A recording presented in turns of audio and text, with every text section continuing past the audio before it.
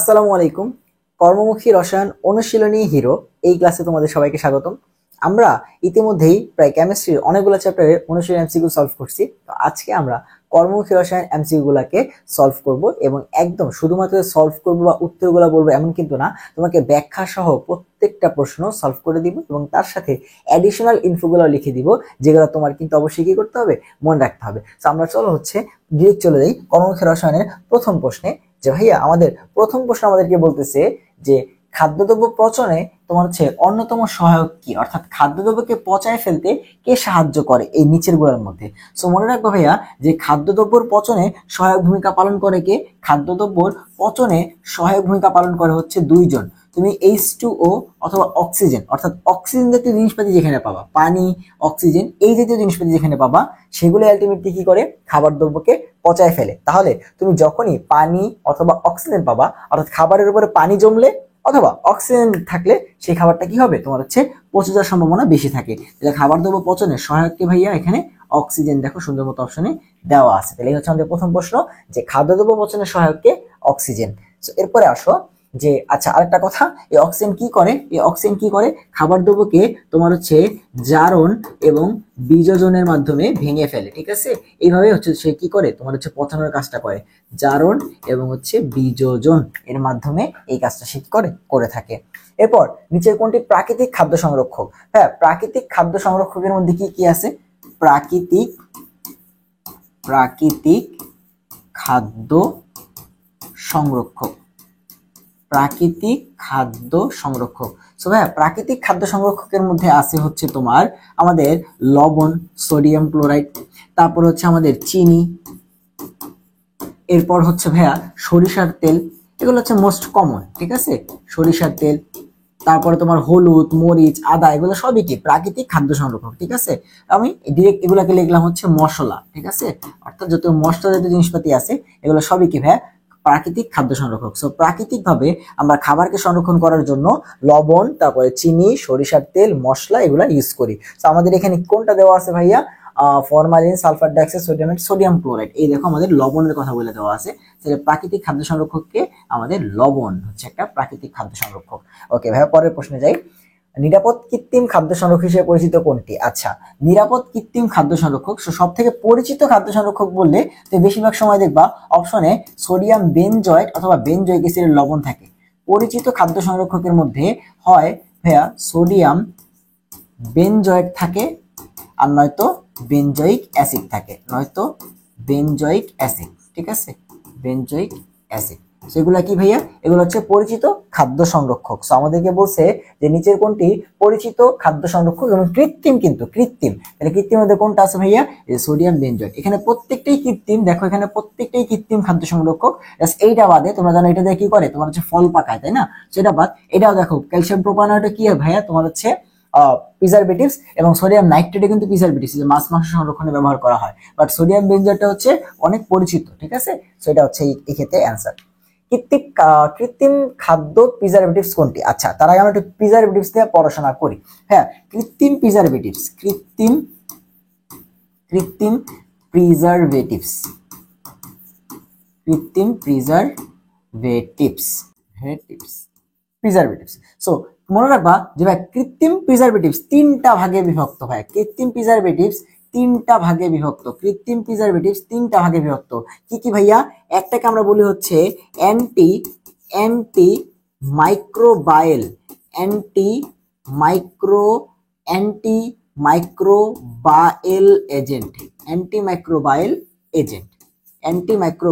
Agent, আরেকটাকে আমরা বলি ভাইয়া অ্যান্টি অক্সিডেন্ট, এটাকে আমরা বলি ভাইয়া অ্যান্টি অক্সিডেন্ট, এবং আরেকটাকে আমরা বলি ভাইয়া কিলেটিং এজেন্ট।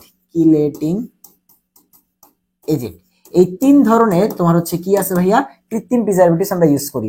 একটা অ্যান্টি মাইক্রোবায়াল এজেন্ট, একটা অ্যান্টি অক্সিডেন্ট এজেন্ট, আবার একটা কিলেটিং এজেন্ট। এই অ্যান্টি অক্সিডেন্ট আমার তোমার দুই প্রকার, একটা মুক্তমূলক শোষণকারী, একটা ভাইয়া মুক্তমূলক শোষণকারী, একটা তোমার মুক্তমূলক শোষণকারী, এবং আরেকটা ভাইয়া অক্সিজেন শোষণকারী। আরেকটা কি ভাইয়া? আরেকটা অক্সিজেন শোষণকারী। তাহলে এই ভাইয়া কৃত্রিম প্রিজারভেটিভস এর প্রকারভেদ। এখন উদাহরণগুলো একটু পড়ে রাখি, আমাদের একটা তোমার হচ্ছে লেকচারে কি হয়ে যাবে, তোমার যত ধরনের কৃত্রিম প্রিজারভেটিভস আছে সেগুলো কমপ্লিট হয়ে যাবে। সো এই অ্যান্টিঅক্সিডেন্টের মধ্যে যারা মুক্তমূলক শোষণকারী আছে এগুলোর মধ্যে অনেক ইম্পর্টেন্ট কয়েকটা আছে।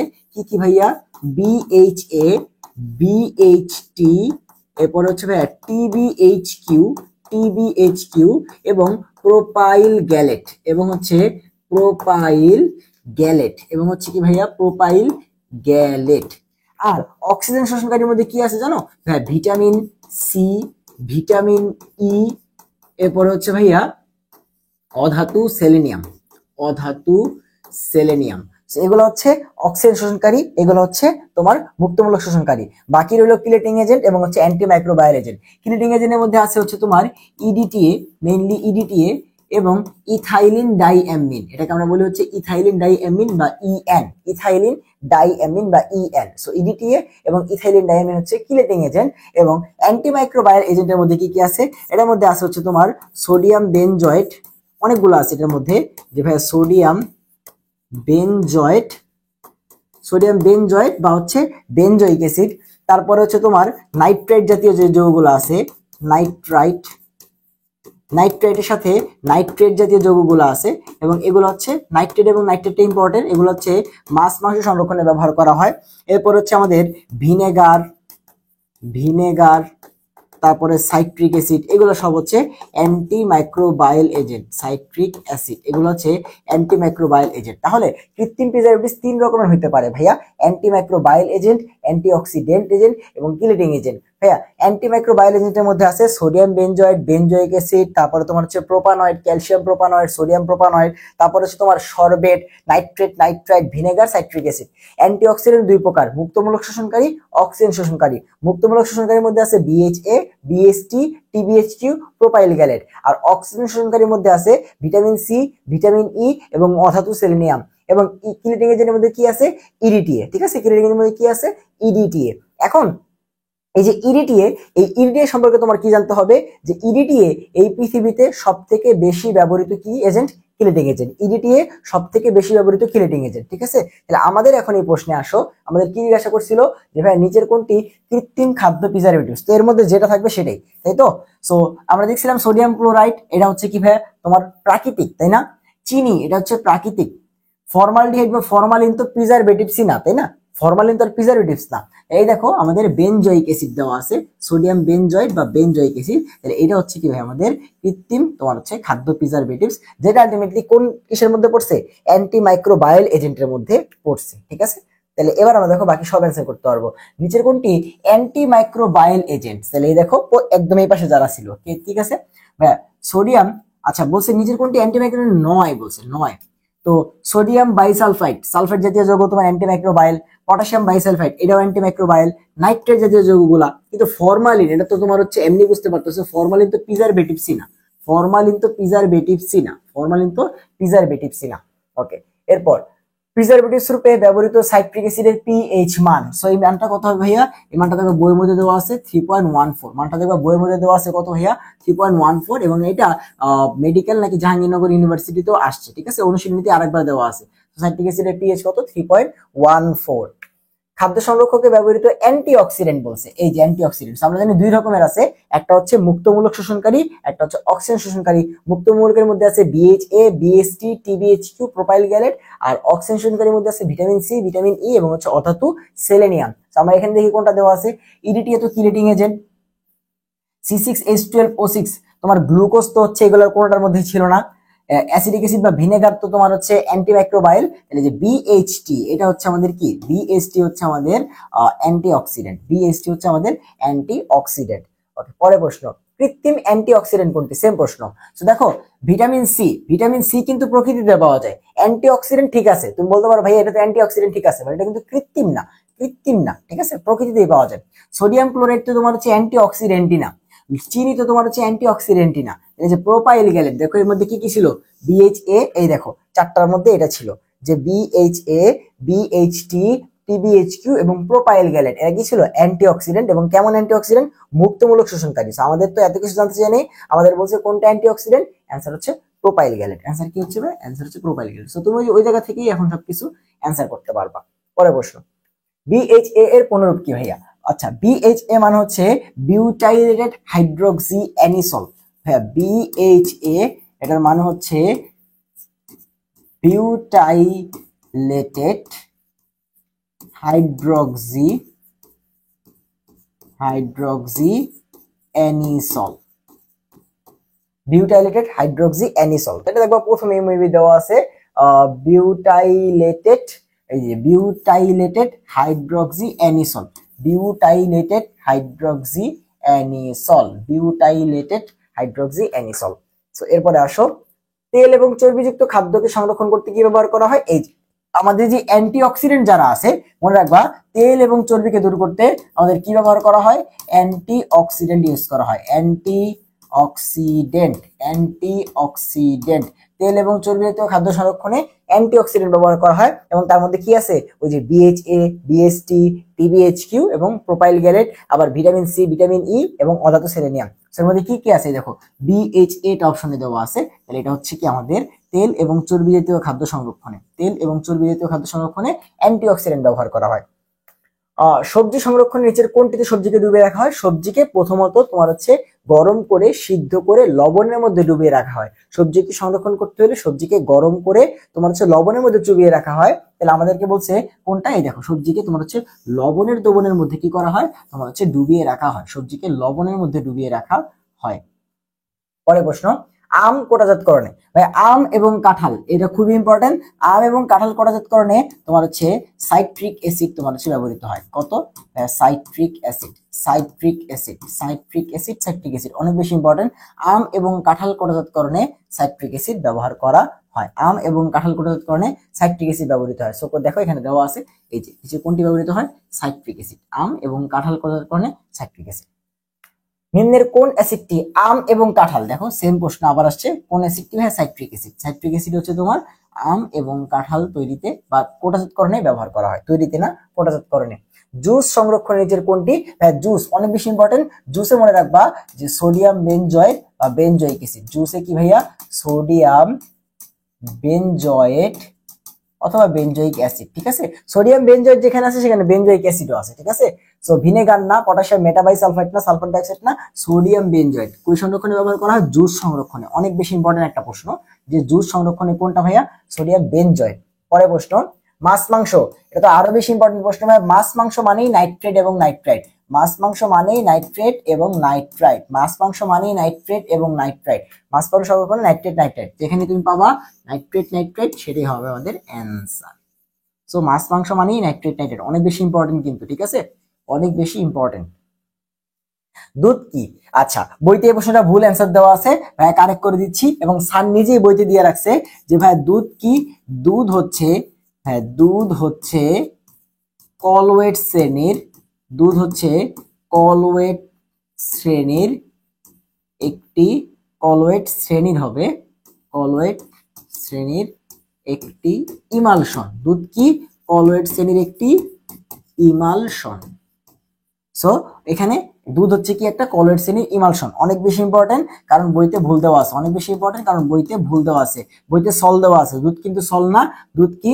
দুধ হচ্ছে ইমালশন ভাই। দুধ কি? দুধ হচ্ছে কলওয়েট শ্রেণীর একটা ইমালশন, কলওয়েট শ্রেণীর একটা ইমালশন হচ্ছে দুধ। বইয়ের মধ্যে খুব সুন্দর মতো মেইন বইয়ের মধ্যে দেওয়া আছে, বাট অনুশীলনীতে গিয়ে সে হচ্ছে টাইপিং মিস্টেক করে সল দিয়ে রাখছে, ঠিক আছে। সল কিন্তু অ্যান্সার হবে না। ওকে, কোন প্রাণীর দুধের শক্তি ক্যালোরি বেশি? আচ্ছা, কোন দুধে কি বেশি? দেখো এখান থেকে একটু পড়ে ফেলি, যে মনে রাখবা যে মানুষের দুধে হ্যাঁ ল্যাকটোজ বেশি। কি বেশি? মানুষের দুধে ল্যাকটোজ বেশি, মানুষের দুধে ল্যাকটোজ বেশি। এরপর ভাইয়া মহিষের দুধে, মহিষের দুধে চর্বি এবং শক্তি বেশি। যেহেতু আমরা জানি যে চর্বিতে শক্তির পরিমাণ সব থেকে বেশি, তাই যেহেতু ওর মধ্যে চর্বি বেশি তাই শক্তিও বেশি, ঠিক আছে। এরপর ভাইয়া ভেড়ার দুধে প্রোটিন বেশি, ভেড়ার দুধে প্রোটিন বেশি, ঠিক আছে। সো এই হচ্ছে আমাদের দুধ থেকে যেসব প্রশ্ন আসে।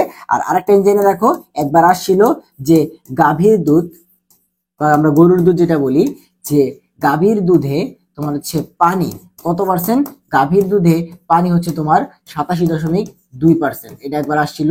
তো গাভীর দুধে তোমার হচ্ছে পানি কত, 87.2%। তো দেখবা তুমি এখান থেকেই বারবার প্রশ্নগুলা আসে। তখন জিজ্ঞাসা করছে কোনটায় শক্তি বেশি, আমরা জানি মহিষের দুধে শক্তি অথবা চর্বি বেশি, মহিষের দুধে শক্তি অথবা চর্বি বেশি, মহিষের দুধে শক্তি অথবা চর্বি বেশি। দুধের প্রধান প্রোটিন কি ভাইয়া, দুধের প্রধান প্রোটিন হচ্ছে ক্যাসিন। তোমরা সবাই জানো যে ভাই দুধের প্রধান প্রোটিনের নাম কি, দুধের প্রধান প্রোটিনের নাম হচ্ছে ক্যাসিন, বা বইতে ক্যাজিনও লেখা আছে, ঠিক আছে।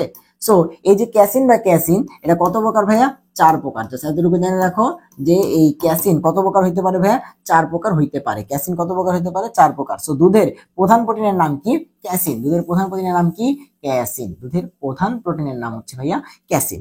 পরের প্রশ্ন, কোনটি মানব দেহে প্রোটিনের চাহিদা মেটায়? আচ্ছা, আমরা জানি প্রোটিন, মানুষের দেহে প্রোটিন মেটানোর জন্য আমরা কি করি, মাছ মাংস খাই, তাই না? আমাদের দেহে প্রোটিনের চাহিদা মেটানোর জন্য আমরা কি করি, মাছ মাংস খেয়ে থাকি। মাছ মাংস কি পাওয়া যায় ভাইয়া, প্রোটিন পাওয়া যায়। মাছ মাংসে কি পাওয়া যায়, প্রোটিন পাওয়া যায়। একদম বেসিক, আমরা সেই ক্লাস 5-6 থেকে পড়ে আসতেছি, আরো ছোটবেলায় এগুলো ছিল, তাই না? তো কোথায় প্রোটিন পাওয়া যায়, মাছে প্রোটিন পাওয়া যায়, ঠিক আছে।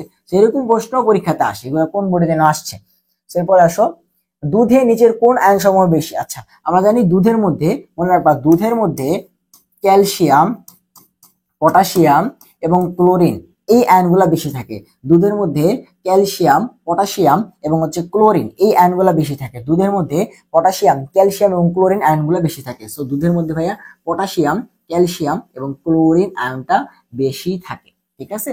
ওকে, নিচের কোন প্রাণী দুধে প্রোটিন, এই দেখো প্রোটিন বলছিলাম ভেড়ার দুধে প্রোটিন বেশি, ঠিক আছে। ভেড়া, সেখানে ভেরি দেওয়া আছে। ভেড়ার দুধে কি বেশি ভাইয়া, প্রোটিন বেশি। ভেড়ার দুধে কি বেশি ভাইয়া, ভেড়া তো দুধ দেয় না, দুধ দেয় হচ্ছে ভেরি, তাই না? তাহলে ভেরির দুধে প্রোটিন বেশি। নিচের কোন প্রাণীর দুধে চর্বি বেশি? তো চর্বি অথবা শক্তি কোথায় বেশি, মহিষের দুধে। চর্বি অথবা শক্তি কোথায় বেশি, মহিষের দুধে। মহিষের দুধে তোমার হচ্ছে চর্বি বেশি, মহিষের দুধটা হচ্ছে তোমার ঘন হয় অনেক বেশি, ঠিক আছে। নিচের কোন প্রাণীর দুধে ল্যাকটোজ বা চিনির পরিমাণ বেশি? মানুষের দুধে। দেখো মানুষের দুধে কি ভাইয়া, ল্যাকটোজ বা চিনির পরিমাণ বেশি। মানুষের দুধে ল্যাকটোজ অথবা চিনির পরিমাণ বেশি থাকে। সো এই হচ্ছে আমাদের অ্যান্সার। আর এই ল্যাকটোজ কি, ল্যাকটোজ হচ্ছে আলটিমেটলি দুধের মিষ্টতার যে কারণটা, সেটা হচ্ছে ল্যাকটোজ, যেটা একটা ডাইস্যাকারাইড। তো দুধের মধ্যে কোন ডাইস্যাকারাইড থাকে, ল্যাকটোজ থাকে, ঠিক আছে। দুধের মধ্যে যে ল্যাকটোজ থাকে এটা কি ভাইয়া, এটা একটা ডাইস্যাকারাইড, যেটা মেনলি কি করে, দুধের মিষ্টতা বাড়ায়, ঠিক আছে। ডাইস্যাকারাইড, ডাইস্যাকারাইড কে, দুধের ডাইস্যাকারাইড হচ্ছে ল্যাকটোজ। দুধে কোন আচ্ছা দেখ, দুধে কোন ডাইস্যাকারাইড থাকে, দুধে হচ্ছে ল্যাকটোজ থাকে। দুধে কি থাকে ভাইয়া, দুধে থাকে হচ্ছে ল্যাকটোজ, ঠিক আছে। দুধে থাকে হচ্ছে ল্যাকটোজ। দুধের পিএইচ মান নিয়ন্ত্রণের জন্য কোনটি মেশানো হয়? দেখো দুধের পিএইচ তোমার হচ্ছে 5.6, এই টাইপের 5.5 থেকে 5.6 এরকম রাখতে হয়। সো দুধের পিএইচ যদি কমে যায়, তখন আমরা যেটা করি, দুধের পিএইচ কে বাড়ানোর জন্য দুধের মধ্যে তোমার হচ্ছে কিছু লঘু ক্ষার যোগ করি, যার মধ্যে তোমার কি আছে, সোডিয়াম বাইকার্বনেট। এটা যোগ করে দুধের পিএইচ মানটাকে আমরা হচ্ছে কন্ট্রোল করি। যদি কমে যায় তখন এটা দিয়ে তোমার হচ্ছে পিএইচ মানটা বাড়ে, কারণ ক্ষার যোগ করলে পিএইচ বাড়ে। এটা দুধের পিএইচ নিয়ন্ত্রণ করার জন্য কি ব্যবহার করা হয়, sodium bicarbonate, NaHCO3, sodium bicarbonate ব্যবহার করা হয়। সোডিয়াম বাইকার্বনেট ব্যবহার করা হয়। পরের প্রশ্ন, তরল দুধ সংরক্ষণে কোনটি অবলম্বন করা হয়? অনেক বেশি ইম্পর্টেন্ট। তুমি যদি বিজ্ঞাপন, তোমার হচ্ছে টিভিতে দুধের বিজ্ঞাপন দেখে থাকো, বা তোমার হচ্ছে ডানো এই টাইপের তোমার হচ্ছে দুধের কোম্পানিগুলো বিজ্ঞাপন দিত না, সেখানে বলতো যে এটা একটা পাস্টুরাইজড মিল্ক, এরকম ভাবে বলতো না। তো দুধের জীবাণু তোমার হচ্ছে মেরে ফেলার যে প্রসেস, সেটাকে বলা আমরা কি ভাইয়া, সেটাকে আমরা বলি হচ্ছে পাস্তুরীকরণ। সেটাকে আমরা বলি হচ্ছে পাস্তুরীকরণ। এবং এর মাধ্যমে কি করা হয়, তোমার হচ্ছে দুধের জীবাণু কিন্তু মেরে ফেলা যায়। সো যে পাস্টুরাইজড মিল্ক বা পাস্তুরীকরণ করে কি করা হয়, তরল দুধকে সংরক্ষণ করা হয়। পাস্তুরীকরণ করে তোমার হচ্ছে তরল দুধ সংরক্ষণ করা হয়। সেটা কিন্তু অনেক ইম্পর্টেন্ট। ওকে, পরের প্রশ্ন, সাসপেনশনের উদাহরণ কোনটি? আচ্ছা, সাসপেনশনের উদাহরণ বইয়ের মধ্যে খুব সুন্দর মতো দেওয়া আছে। যে সাসপেনশনের উদাহরণ কি, সাসপেনশনের উদাহরণে দেওয়া আছে তোমার সুন্দর মতো রক্ত দেওয়া আছে। সাসপেনশনের উদাহরণে খুব সুন্দর মতো রক্ত দেওয়া আছে। সাসপেনশনের উদাহরণে খুব সুন্দর মতো রক্ত দেওয়া আছে। আর তুমি জানো যে এইগুলা এমসিকিউতে কিন্তু অনেক বেশি ইম্পর্টেন্ট, ঠিক আছে। রক্ত হচ্ছে কলয়েডের মধ্যে সাসপেনশনের খুব ভালো একটা উদাহরণ। এরপর পানিতে ময়দার মিশ্রণকে কি বলা হয়? পানিতে ময়দার মিশ্রণ মোটামুটি ঘোলা থাকে, এটা সাসপেনশন তৈরি করে, ঠিক আছে। মোটামুটি বড়ই থাকে অণুগুলা, আমরা জানি অণুগুলা বড় হইলে সাসপেনশন, মাঝামাঝি হইলে কলয়েড এবং কম হইলে দ্রবণ, ঠিক আছে। অণুগুলা অনেক ছোট হইলে দ্রবণ, আরেকটু বড় হইলে কলয়েড, আরেকটু বড় হইলে সাসপেনশন। তাহলে পানিতে ময়দার মিশ্রণগুলো বড় বড় থাকে, বড় হইলে সাসপেনশন, ঠিক আছে। পেপটাইজেশন পদ্ধতি তৈরি করা যায় কোনটি? আচ্ছা, খুবই ইম্পর্টেন্ট, একটু কষ্ট করে মনে রাখা লাগবে যে পেপটাইজেশন পদ্ধতি তৈরি করা যায় কলয়েড। পেপটাইজেশন পদ্ধতি তৈরি করা যায় কি? পেপটাইজেশন পদ্ধতি তৈরি করা যায় কলয়েড। খুবই ইম্পর্টেন্ট একটা প্রশ্ন, ভুলে যেতে পারো যে ভাই পেপটাইজেশন পদ্ধতি সম্পর্কিত কোনটি? পেপটাইজেশন পদ্ধতিতে সম্পর্কিত ব্যাটারিয়া তৈরি করা যায় হচ্ছে কলয়েড। অনেক বেশি ইম্পর্টেন্ট, এইসব জিনিসও তোমরা হচ্ছে ভুলে যেতে পারো, ঠিক আছে? ওকে, পরের প্রশ্ন, সবচেয়ে কার্যকর কোয়াগুলেন্ট কোনটি? আচ্ছা, যদি কোয়াগুলেন্ট থেকে প্রশ্ন আসে যে কোনটির কোয়াগুলেন্ট ক্ষমতা সব থেকে বেশি, মনে রাখবা যার চার্জ বেশি, ঠিক আছে? যার চার্জ বেশি তার কোয়াগুলেন্ট ক্ষমতা বেশি। যার যার কি বেশি ভাইয়া? চার্জ বেশি। যার চার্জ বেশি তার কোয়াগুলেন্ট তার তার কোয়াগুলেন্ট ক্ষমতা বেশি। যার চার্জ বেশি তার ভাইয়া কোয়াগুলেন্ট ক্ষমতা বেশি। তাহলে তুমি দেখো অপশনে কোথায় তোমার হচ্ছে সর্বোচ্চ পরিমাণে চার্জ আছে। এখানে তো +1 পটাশিয়াম +1 ম্যাগনেসিয়াম 2+, আয়রন Fe3+, এই যে দেখো আয়রন 3+, তাহলে এখানে চার্জ বেশি, এইটার তোমার কি কোয়াগুলেন্ট ক্ষমতাও বেশি। কোয়াগুলেন্ট কি? তোমার হচ্ছে ওই যে তোমার অণুগুলা যেগুলা থাকে সেই অণুগুলা বা কণাগুলাকে জমা করা, এই জমা করতে পারে কে বেশি? যার চার্জ বেশি সে বেশি জমা করতে পারে। অন্ত্রের ইমেজিং কাজে ব্যবহৃত ব্যারিয়াম সালফেটের মিশ্রণ, অনেক বেশি ইম্পর্টেন্ট, বইয়ের মধ্যে একদম হুবহু দেওয়া আছে। সাসপেনশনের ব্যবহার, তোমরা যদি মেইন বইটা পড়ে থাকো, ভাই কিন্তু খুব সুন্দর মতো মেইন বই পড়াই দিছি, সেখানে কিন্তু বারবার বলছি যে সাসপেনশন থেকে প্রশ্ন চলে আসে, সাসপেনশনের ব্যবহার থেকে। তো অন্ত্রের ইমেজিং কাজে ব্যবহৃত ব্যারিয়াম সালফেট একটা সাসপেনশন, এটা সাসপেনশনের ব্যবহারে খুব সুন্দর মতো লাস্ট ব্যবহারটাতেই দেওয়া আছে। দেখো তুমি যাও বই খুলে দেখো যে সাসপেনশনের ব্যবহারে সুন্দর মতো দেওয়া আছে, এটার ওষুধীয় গুণাবলীর মধ্যে একদম লাস্টের দিকে দেওয়া ছিল। তো এরপরে আসো, দুধ থেকে ছানা পাওয়ার প্রক্রিয়া, কত যে ইম্পর্টেন্ট প্রশ্ন যে ভাইয়া দুধ থেকে ছানা অনেক অনেক অনেক বেশি ইম্পর্টেন্ট একটা প্রশ্ন, অনেক অনেক অনেক বেশি ইম্পর্টেন্ট একটা প্রশ্ন যে দুধ থেকে ছানা তৈরি করার প্রক্রিয়া কি ভাইয়া? কোয়াগুলেশন। কোয়াগুলেশন পদ্ধতিতে দুধ থেকে ছানা পাওয়া যায়। দুধের মধ্যে কণাগুলা কি থাকে?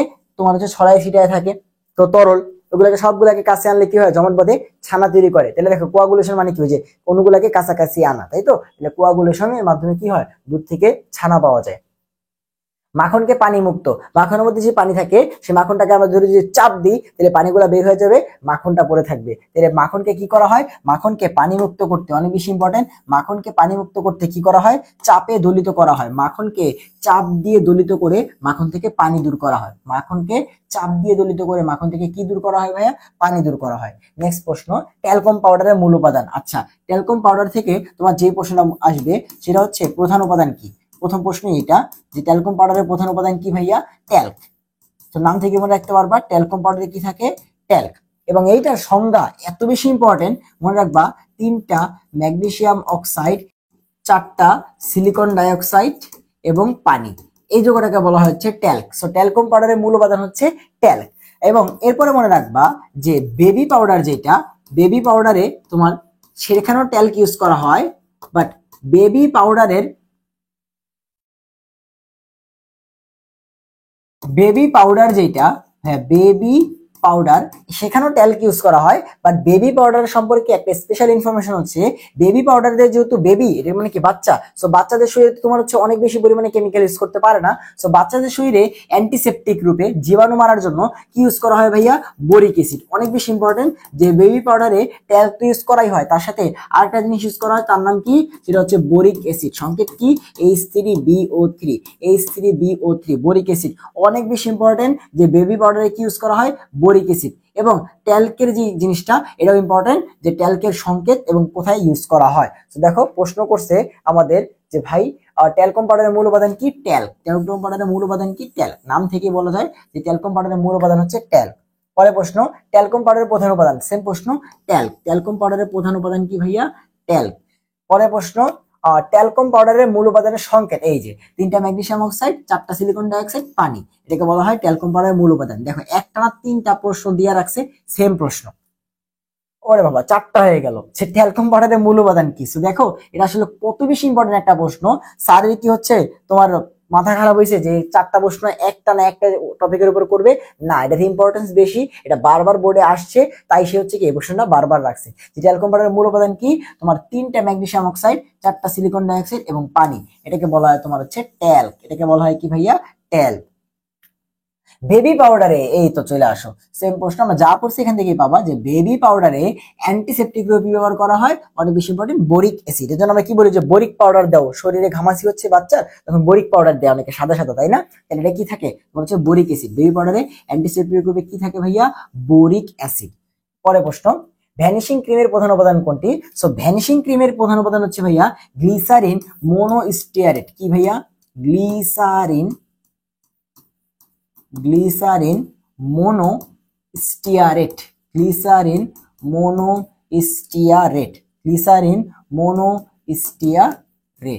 এটা হচ্ছে ভ্যানিশিং ক্রিম এর প্রধান উপাদান। ভাই ভ্যানিশিং ক্রিমের প্রধান উপাদান কি, গ্লিসারিন মোনোস্টিয়ারেট অনেক বেশি পরিমাণে থাকে, ঠিক আছে, গ্লিসারিন মোনোস্টিয়ারেট অনেক বেশি পরিমাণে থাকে।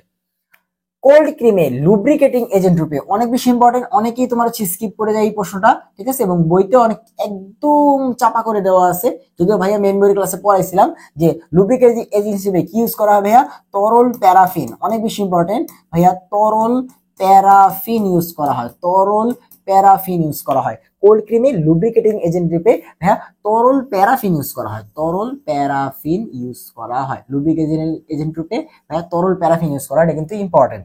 এরপরে লিপস্টিকের মূল উপাদান, এটা তো অলরেডি তোমার হচ্ছে বিভিন্ন জায়গায় আসছে যে লিপস্টিকের মূল উপাদান কি, মোম। লিপস্টিক কই থেকে তৈরি করা হয়, মোম, বা ইংরেজিটাও আসে ওয়্যাক্স, ইংরেজিটাও কি আসে, ওয়্যাক্স। সো ওয়্যাক্স বা মোম থেকে কি তৈরি করা হয়, লিপস্টিক তৈরি করা হয়। তো প্রশ্ন করছে লিপস্টিকের মূল উপাদান কি, মোম বা ওয়্যাক্স, মোম বা ওয়্যাক্স। ওকে, নেক্সট প্রশ্ন, নিচের কোনটি ময়শ্চারাইজার রূপে, দেখো ময়শ্চারাইজার তুমি যেখানে পাবা এই তোমার আমাদের বইতে, সেখানে তুমি 95% ক্ষেত্রে দেখবা যেখানে গ্লিসারিন, ঠিক আছে, গ্লিসারিন বা গ্লিসারল, এটারই আরেক নাম, গ্লিসারলের আরেক নাম কি, গ্লিসারিন, গ্লিসারল আরেক নাম কি, গ্লিসারিন। সো প্রশ্ন হচ্ছে যে আফটার শেপে ময়শ্চারাইজার কি, তুমি ময়শ্চারাইজার দেখছো মানে গ্লিসারিন।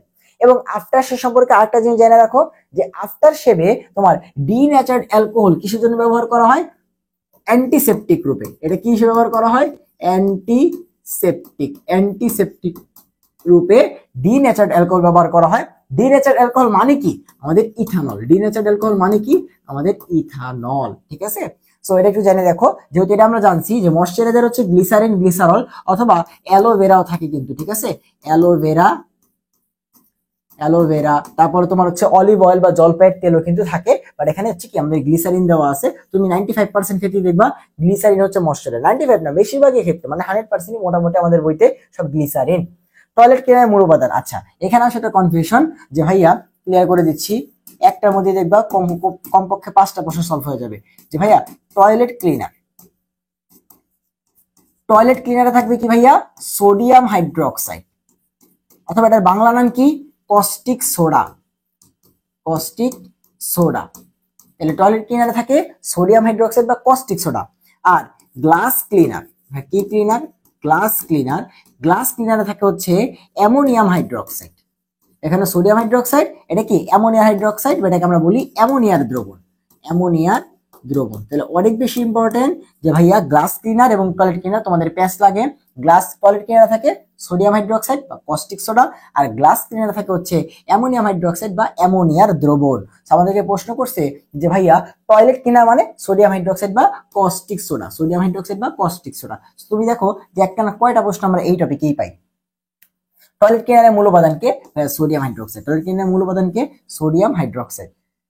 গ্লাস ক্লিনারের মূল উপাদান কি, অ্যামোনিয়ার দ্রবণ বা অ্যামোনিয়াম হাইড্রোক্সাইড, অ্যামোনিয়ার দ্রবণ বা অ্যামোনিয়াম হাইড্রোক্সাইড। সো দেখো একটা না একই টাইপের প্রশ্ন বারবার আসে। সো কোনটি গ্লাস ক্লিনারের মূল উপাদান, গ্লাস ক্লিনারের মূল উপাদান হচ্ছে অ্যামোনিয়ার দ্রবণ বা aqueous ammonia, aqueous ammonia, aqueous ammonia. Glass ক্লিনারের মূল উপাদান কি, অ্যামোনিয়ার দ্রবণ। দেখো অলরেডি 5টা প্রশ্ন কিন্তু পড়ে পেয়ে ফেললাম এইখান থেকে। সো মনে রাখবা যে গ্লাস ক্লিনারে অ্যামোনিয়াম হাইড্রোক্সাইড এবং টয়লেট ক্লিনারে সোডিয়াম হাইড্রোক্সাইড বা কস্টিক সোডা। গ্লাস ক্লিনারের রাবিং অ্যালকোহল, সো অনেকেই বই থেকে স্কিপ করে চলে যাও এই পার্টটা। সো মনে রাখতে হবে যে গ্লাস ক্লিনারে রাবিং অ্যালকোহল রূপে আইসোপ্রোপাইল অ্যালকোহল ব্যবহার করা হয়, রাবিং অ্যালকোহল রূপে আইসোপ্রোপাইল অ্যালকোহল ব্যবহার করা হয়, আইসোপ্রোপাইল অ্যালকোহল ব্যবহার করা হয়। এগুলো বইতে সুন্দর মতো দেওয়া আছে, বাট তোমার স্পেসিফিক ভাবে যতটুকু লাগবে, ভাই কিন্তু মেন বইয়ের ক্লাসে ততটুকুই পড়াইছি এবং এখানেও আমরা ওই ততটুকুই জানবো, ঠিক আছে, খুব বেশি আমাদের জানা দরকার নাই। সো এরপরে আসো মেহেদির রঙের কারণ। সো এই যে মেহেদি থেকে দুইটা জিনিস পড়াইছিলাম যে ভাইয়া মেহেদির মূল উপাদান কি, মেহেদির মেহেদির মূল উপাদান হচ্ছে ভাইয়া লাসন। মেহেদির মূল উপাদান কি? মেহেদির মূল উপাদান হচ্ছে লাসন, বা ইংরেজিতে অনেক সময় আসে যে ইংরেজিতে কি আসে ভাইয়া? লাসন, ঠিক আছে? সো লাসন বা লাসন। সো এই লাসন তোমার আলটিমেটলি কি? লাসন হচ্ছে তোমার 2 হাইড্রোক্সি, লাসন হচ্ছে 2 হাইড্রোক্সি 1,4 ন্যাপথাকুইনন, 1,4 ন্যাপথাকুইনন। সো এটাকে আমরা বলি হচ্ছে লাসন, এই যৌগটাকে বলি লাসন।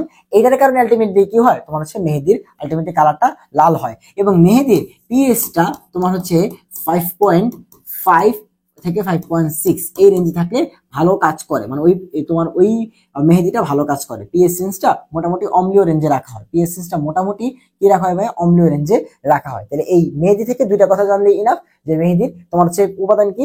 লাসন, ঠিক আছে? এবং বিশ্বাস করবা না, এই প্রশ্ন কই আসছে জানো? এই প্রশ্ন কই আসছে? এই প্রশ্ন আসছে হচ্ছে ভাইয়া বুয়েট প্রিলি, দেখো কই চলে আসছে। সো বুয়েট প্রিলি পরীক্ষাতে চলে আসছে। সো তুমি দেখো, তুমি বলতে পারো ভাইয়া আমাদের তো হচ্ছে কর্মমুখী রসায়ন থেকে শুধুমাত্র ভিনেগার আছে, তো আমাদের কেন হচ্ছে এখান থেকে আউট সিলেবাস থেকে প্রশ্ন করলো?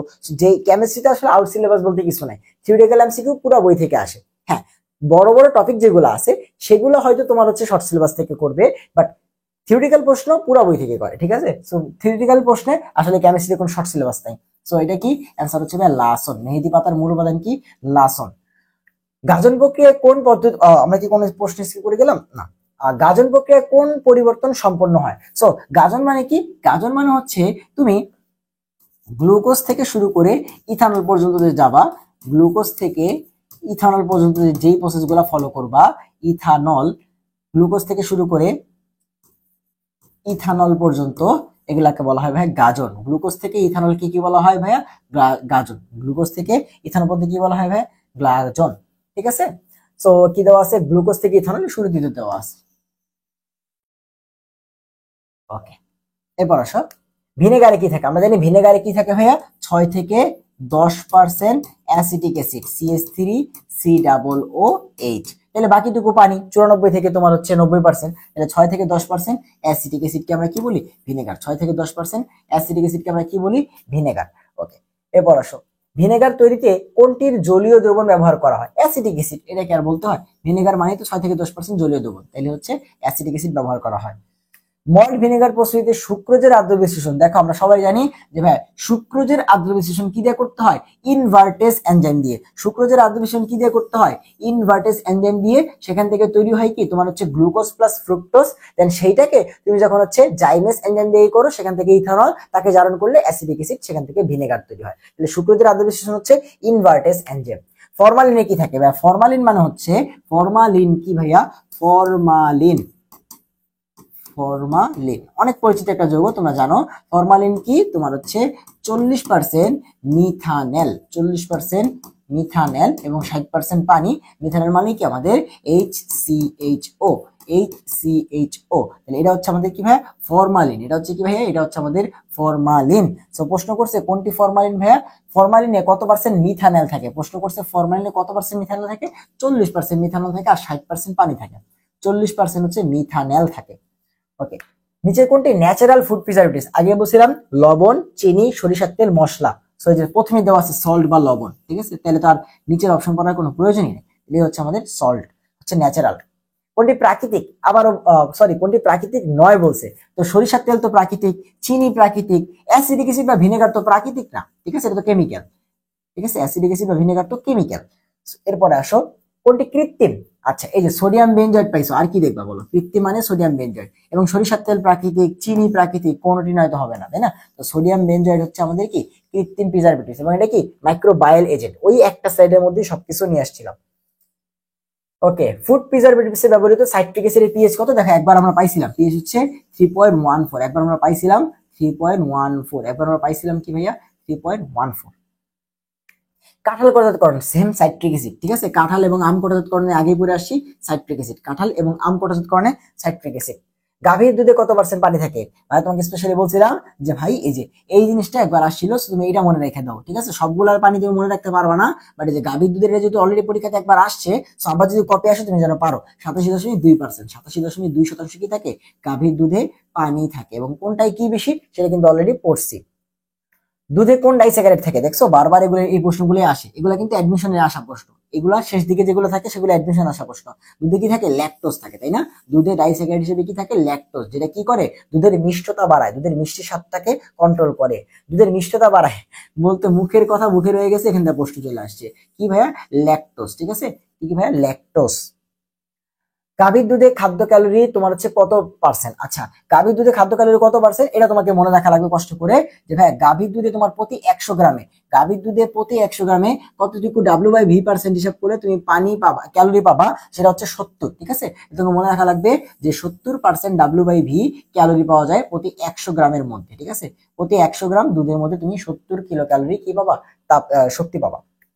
আমাদের খাদ্যের কোন উপাদান দেহে কর্মশক্তি দেয়? দেখো আমরা কর্মশক্তি পাই কিসের জন্য? শর্করার জন্য না? তোমরা এগুলো পড়ছো না যে আমাদের দেহে তোমার কর্মদক্ষতা বা কর্মশক্তি কার জন্য পাওয়া যায়? শর্করার জন্য। কার জন্য ভাইয়া?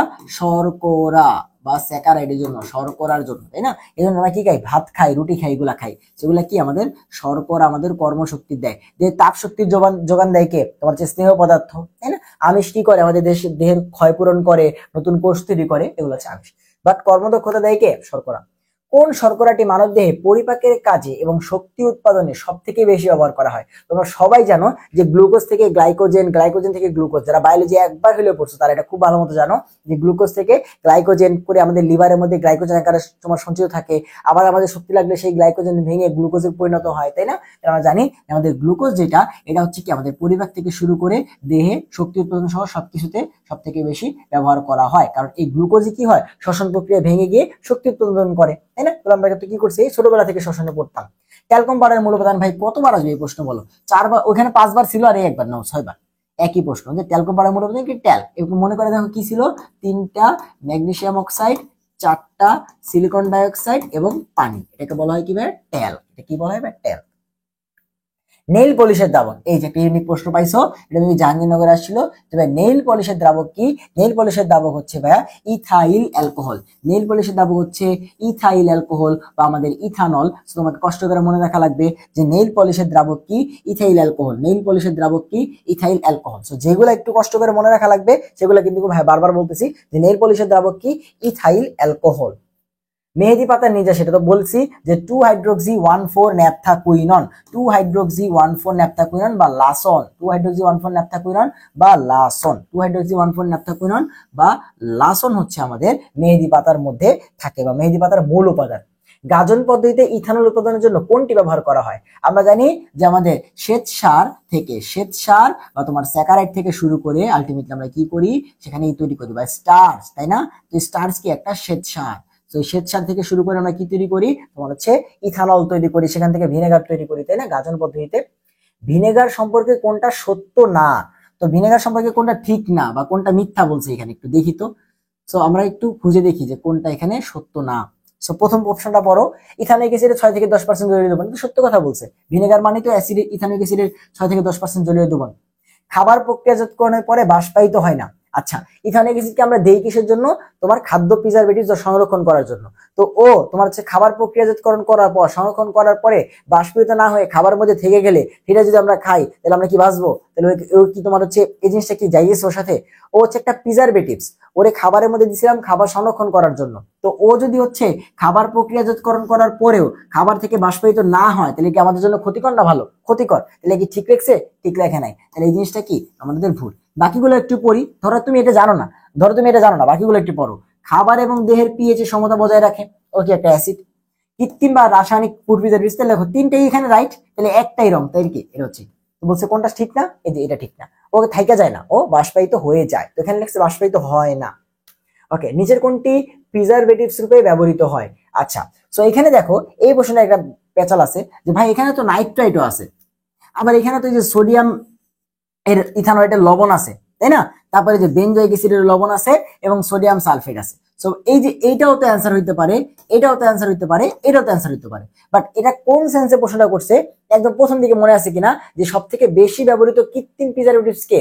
সোডিয়াম বেনজয়েড অথবা বেনজয়িক অ্যাসিড। ওই সেন্সে প্রশ্নটা করছে যে নিচের কোনটি প্রিজারভেটিভস। দেখো এখানে নাইট্রেটও প্রিজারভেটিভস, ঠিক আছে, দুটোই প্রিজারভেটিভস, বাট এই কোন সেন্সে প্রশ্ন করছে ওই সেন্সে যে কোনটা বেশি ব্যবহৃত হয়, ঠিক আছে, বা কোনটা ফেমাস। এই সোডিয়াম বেনজয়েড বা বেনজোইক অ্যাসিড। তুমি দেখো এটা কিন্তু অনেক বেশি ফেমাস, এবং এটা থেকে আরো একটা ফেমাস প্রশ্ন কি ছিল, যে জুস সংরক্ষণে ব্যবহার করা হয়, তাই না? সেটা কিন্তু ইম্পর্টেন্ট, মনে রাখতে হবে। এটাও অ্যান্সার হইতে পারতো, ঠিক আছে ভাই, এটা অ্যান্সার হইতে পারতো, আমিও বুঝতেছি, বাট এখানে কোন সেন্সে প্রশ্ন করতে আমাকে বোঝাইছে সেটা একটু বুঝতে হবে, ঠিক আছে?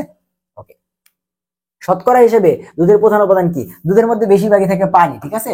অনেকে আবার প্রোটিন, শর্করা এইসব দাগাই দিও না, দুধের মধ্যে প্রায় 80 থেকে 90% পানি থাকে, ঠিক আছে? তুমি একটু আগে দেখলা যে গাভীর দুধে 87.2% পানি ছিল, তাহলে বাকি আর 13% এদিক সেদিক থাকবে, তাই বেশিরভাগই কি তোমার হচ্ছে দুধের মধ্যে পানি থাকে।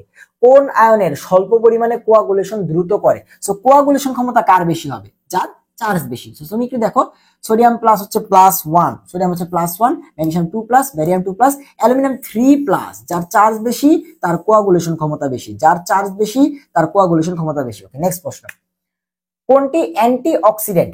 আচ্ছা, আমরা দেখছিলাম সোডিয়াম বেনজয়েড হচ্ছে অ্যান্টিমাইক্রোবায়াল এজেন্ট, সাইট্রিক অ্যাসিড হচ্ছে antimicrobial agent, butylated, B hydroxy, H anisole, এ এই যে আমাদের মুক্তমূলক শোষণকারী অ্যান্টিঅক্সিডেন্ট চলে আসছে, কোনটি antioxidant? BHA, BHT, TBHQ, propyl gallate. আর অক্সিজেন শোষণকারী হচ্ছে ভিটামিন সি, ভিটামিন ই এবং হচ্ছে অধাতু সেলেনিয়াম।